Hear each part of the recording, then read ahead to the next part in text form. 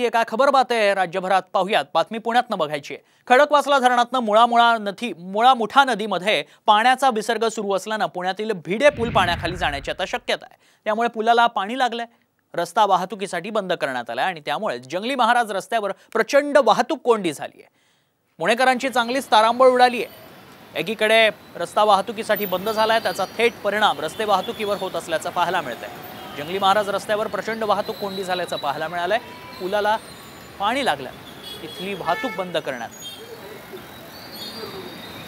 अधिक माहिती जाणून घेणार आहोत आमचे प्रतिनिधी अक्षय बडवे सध्या आपल्या संपर्कात आहेत। अक्षय, सध्याची परिस्थिती काय?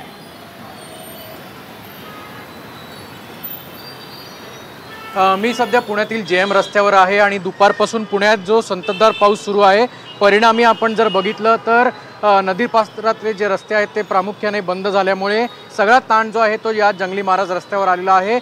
संचेती हॉस्पिटल ज्या ठिकाणी जंगली महाराज रस्ता सुरू होतो त्यापासून ही वाहतूक कोंडी जी आपल्याला पाहायला मिळते ती थेट डेक्कन जिमखान्यापर्यंत आहे। म्हणजेच साधारण 2.5 ते 3 किलोमीटरचा हा जो पट्टा आहे त्या संपूर्ण ठिकाणी वाहनांच्या असतील, बसच्या असतील, अशा मोठमोठ्या रांगा आपल्याला या ठिकाणी पाहायला मिळत आहेत। संध्याकाळची वेळ असल्यामुळे आपण जर बघितलं तर चाकरमानी जे असतात ते घरी जायला निघालेले असतात, पण आपण बघू शकतो तर अख्खा जेएम रोड जो आहे तो फुल पॅक झालेला आहे। काही टू व्हीलर जे आहेत पुण्यातले ते थेट फुटपाथवरनं गाड्या घालताना आपलं चित्र पाहायला मिळतंय। पण आपण जर बघितलं तर जवळपास 1 ते 1.5 तास झाल्यापासून वाहतूक कोंडी जी आहे ती पुणेकरांना या वाहतूक कोंडीचा शिकार व्हायला लागतंय।